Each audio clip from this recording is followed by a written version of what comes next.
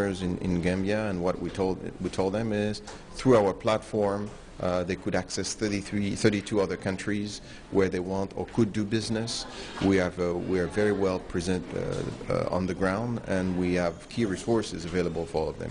So our strategy is really to be the #1 bank here around 3 key pillars. The first one, we want to be the best when it comes to customer service. We also want to be the best when it comes to be the employer of choice, so we want people to come and work with us. And we want to provide a very strong return to our shareholders by being more efficient. The more efficient we are, the more competitive we are, the better service we can provide to our customers, and the better it's going to be also for the Gambian people. I think the advantage of being Pan-African and being on the ground is our ability, I think, to better understand the market and customers and the economy. A lot of the economy here is also mainly on trades. A lot is going to be done also on tourism. But the more I think the government turns around the economy into more productive assets and bringing more value added to even product being produced here, the more the type of financing that we have to provide would adjust.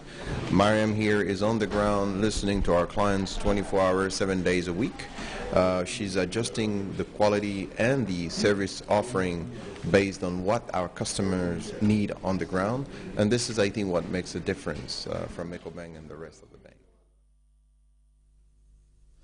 Meanwhile, a young Gambian musician, Martin Jeng, who goes by his stage name as Martin Lyrics King, has used the wordings of the Vice President's speech in the just concluded UN CSW meeting in New York as relics of his new song. The move, which was propelled by the need to better disseminate the Vice President's message on gender-based women violence, was commended by officials. Aji Amisise covered that program as well as a meeting by the steering committee of the Network Against Gender-Based Violence. For this 57th session of the United Nations Commission on the Status of Women, entitled Elimination and Prevention of All Forms of Violence Against Women and Girls, is indeed relevant and timely against the background of staggering statistics on violence against women and girl children. Globally, studies have revealed that as many as 7 in 10 women in the world reported having experienced physical and or sexual violence at some point in time in their lives.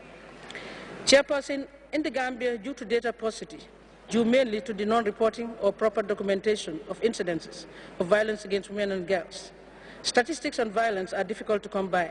That speech by the Vice President and Minister of Women's Affairs took a motivational guise in the eyes of a young Gambian musician to disseminate the message to the masses and make its impact a lasting one. Martin Jang, who goes by his stage name Martin Lyrics King, took that message further, composing a song strengthening his stance in the fight against gender-based violence. It was on the 8th when I was watching the TV, and her message really, it really touched me, and I said to myself, I must do something about this, and I turned it into music. So, Your Excellency, I think this music is yours, because everything I heard from your speech really touched me, and I turned it to a music, because I know that, you know, this is a worthy cause. You know, though the job was not easy, you know, I have to make it into a song, have to arrange it, have to go to the studio and all that. It's all because of the concern, and I have to play my part towards the development of the Gambia. Violence against women has been a topical issue in many fora as one of the most severe forms of discrimination against women. Officials commended King for his creativity in carrying information this vital on a rather unusual medium. This is a wonderful moment to reflect on, to see a Gambian artist turning informations into reality. The information that the Vice President has been sharing at that forum, maybe all do not have the time to listen to the real sense of the information properly. But an artist with his creativity transforming it into a lyrical song where people can sit in their houses and listen with pleasure, I think that will help a long way to transform some of those information. I think it's there is a kudos for Martin for doing a wonderful job, and we applaud that. That message from the Vice President even people who were not in New York, or who are not, who didn't know about what she was saying in New York, when they listen to the song, they will, the message will filter down to them and to their families and to their friends and, you know, to all Gambians. So we want to thank you very, very much, because gender-based violence is the worst violence that you can talk of. The Vice President and Minister of Women's Affairs expanded on the sensitivity of violence against women, saying it must be addressed with a multisectoral approach to involve all players. Gender-based violence, in her words, is perpetuated by both sexes, and it is unacceptable. Impunity cannot go on. It must be addressed. And I think as a globe we must come together and put pressure and ensure that really whoever does that is punished, because you have destroyed somebody's life forever. At some point or the other. Imagine a 5-year-old baby, an innocent child like that, you know, I mean, those sorts of things cannot be allowed. But, as I say, when we address the issue of violence again, let's look at the other side as well. Let's help the victim, or the perpetrator rather. Because not only the victim, because sometimes the perpetrator is disturbed as well. Sometimes you blame them for what they can. I think society should be blamed rather than the individual sometimes. I'm not saying all the time. Sometimes it's deliberate. And it should be punishable at all times. But at other times, you have to look at the psychological. I think Fanta knows. As it endeavors to. As development goes ahead, you have a lot of people. Especially. Vice President also held the International Fund for Network Against Gender-Based Violence, who briefed Madam Jaisidi on their ongoing efforts to reduce incidences of violence against women in the country. For GRTS News, I am Aji Amisise. Finance project is meant for usage by all Visakers in the Gambia. This project has recently launched a microfinance application software. The Management Information System microfinance software, which is designed and developed by Nifty ICT Solutions, is tailor-made so as to create a synchronized and computerized system for the country's Visakers.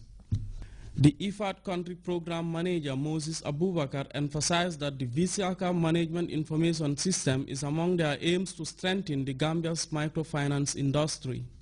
MI system is part of the bigger picture in terms of strengthening the capacity of the Visaka network in the country, which is also, as the project coordinator mentioned, linked to the industry-wide monitoring of microfinance in the country. So there's a linkage, and we believe that this is an important tool that needs to be supported. The IFAD country representative further said that the application software will serve as a tool to address weaknesses as well as standardize and modernize the operations of the country's Visakers. We believe that the system is going to address the weakness in the Visaka governance system by providing performance indicators, but also to indicate why the conditions are not improving or deteriorating in any Visaka in the network, because that is part of the whole way of doing things. And this will help in terms of the management and operation of the activities, both internally and externally. Lamin Fatajo, who spoke on behalf of the Agriculture Minister, said, among other things, that Village Savings Credit Association, which was pioneered in the country in the 1980s, he said that 66 operating Visakas currently benefit over 35,000 people, most of whom are women, and 21 Visakas will be equipped with the microfinance application software. Today, there are 74 existing Visakas, 66 of which are operational, with a deposit of 11.8 million and a loan portfolio of 24.4 million, benefiting 35,626 rural poor, 40% of which are women. Due to this increasing importance of Visaka system to the rural economy and national economy, timely information provision has become second to none for policymakers and regulators. The Deputy Permanent Secretary at the Ministry of Agriculture commended Nifty ICT Solutions and IFAD especially for their contributing efforts in poverty alleviation. The Rural Finance Project seeks to develop an enabling microfinance environment for poverty